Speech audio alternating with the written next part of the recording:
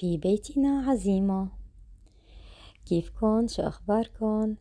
كان عندي عزيمة ب10 يوم من شهر رمضان. طبعا بيكوني عندي بيبي وعندي طفلة صغيرة، فقلت أحسن شي إني رتب البيت ونظفه قبل ما أنام، لأني أكيد رح أنعجق كتير وقت تحضير الأكل للعزيمة.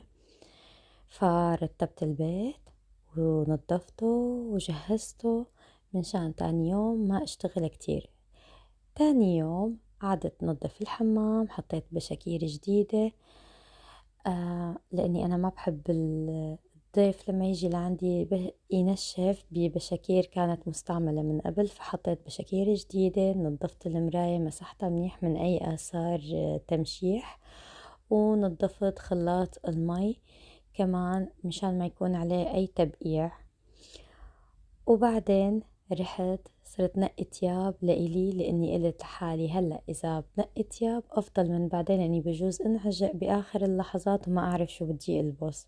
فنقيت هذا القفطان البسيط الناعم لحتى ألبسه وقت يصير العزيمة. لعزيمتي اليوم كنت عاملة مشاوي، فزوجي كتير بحب المايونيز بالمشاوي. المايونيز أنا بضيف نص كاسة نشا، وبضيف له بعدين كاسة مي بنفس معيار الكاسة نفسه، وبطبخن على النار على البارد بالأول. أول الشي بحركن هيك ليتقل القوام، وبعدين بضيفن بقلب صحن وبتركه ليبرد تماما. وعلى الخلاط بضيف كاسة ونص لبن، 3/4 كاسة زيت نباتي، ليمونة معصورة وثوم مهروس وملح. بخلطهم أول شي مع بعض، وبعدين بخلط النشا بعد ما يبرد معاهم النشا اللي انطبخ. وبعدين مثل ما شفتوا سكبته بقلب علبة إلى غطا للمايونيز مشان ما يطلع ريحة البراد ثوم. بعد ما خلصت تسوية المايونيز قلت لا اغسل كل شي، في عندي خضار فواكه مشان كنا دائما عندي تحضيرات مسبقة. غسلت العنب وصفيته، بعدين غسلت البقدونس. أنا البقدونس بحط له كتير ملح أثناء الغسيل، بفركه هيك شوي البقدونس وبتركه على جنب ينتقع بالمي والملح. أثناء ما انتقع رتبت جاطات الفواكه، وبعدين غسلته كذا دور. أنا كتير بخاف من دودة القطة. هاي دودة القطة بتيجي على البقدونس، وسمعت كتير عالم يعني انه اصابتهم هالدودة واجت على الرحم. الله يبعد هيك شغلات عنا وعنكم. فلهيك انا كتير بغسل الخضار مشان ما احس باي شك يعني. بعدين فرمت البقدونس كتير منيح منشان ساوي فيه البيواز. طبعا البيواز بده بقدونس وبصل وسماق.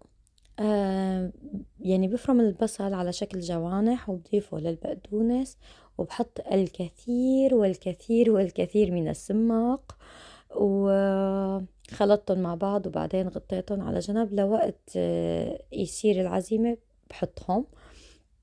كنت حاطة بعقلي للعزيمة اني اعمل ملوخية، لأنه اللي كنت عازمتهم مرة عملت لهم ملوخية بأحد هالزمانات وكتير حبوها على طريقتنا اللادقانية، فمرة طلبوها مني إنه عملي لنا إياها مرة تانية. فأنا قلت خلص هلأ رح أعمل لهم إياها مع المشاوي. نحن طريقتنا اللوادقة بنغسل أول شي الملوخية كتير منيح، وبعدين بضيف لها طبعا أول شي بنقيها وبغسلها منيح، بعدين بضيف لها مي مغلية وبتركها منقوعة بالمي المغلية ساعة كاملة. لبين ما نقعت هالساعة صرت جهز الضيافة. أنا دائما هيك بعمل، يعني وقت اللي بيجوا لعندي حيلا ضيف حتى لو ما كان عزيمة بعرف إنهم جايين بيجي بجهز الضيافة بحطها على جنب مشان ما انعجق بعد الإفطار، وحتى لما ما يكون إنه في عزيمة أكل ما انعجق بشو بدي أحط هلأ. بعد ما انتقعت ساعة كاملة الملوخية صفيتها وغسلتها منيح منيح، وبعدين صرت اغليها، وهيك انا بضمن انه المادة السيلولوزية تخلصت منها بشكل كامل.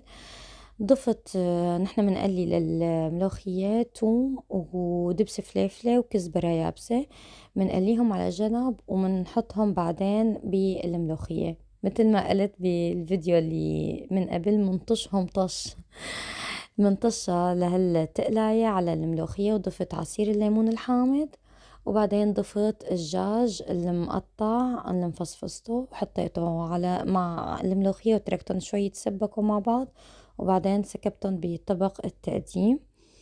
طبعا هون كنت ناقعة شيش، ما بصراحة ما صورت الطريقة كيف، وهون خليت زوجي هو اللي يشكل الشيش والشقف والكباب المشوي، هو اللي يتكفل بموضوع المشاوي، لأنه بصراحة ما عندي وقت مع طفلين خصوصي في منهم بيبي إني أطبخ كميات كبيرة لعزيمة، وبخاف يعني شي يخرب معي بصراحة، فلا بضمن إنه المشاوي يعني زوجي بيشتغلها وهي أكلة رجال بصراحة، وبضمن إنه الأكلة حتكون تمام، يعني ما يكون مثلا فيها ناقص ملح ناقص حمض أو شي. وبلشت أقعد رتب بهالسفرة، وزع هالصحون والطقم المعالق، وطبعا فضيت أماكن